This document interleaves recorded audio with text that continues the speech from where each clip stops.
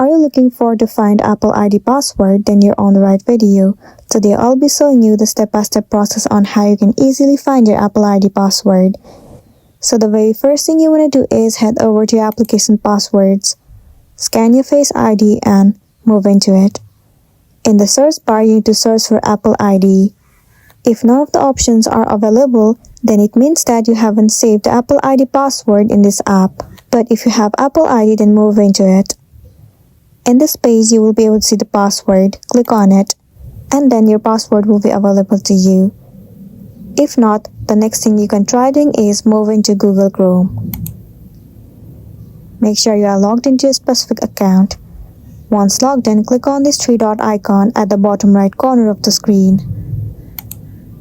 Swipe left and move into Password Manager.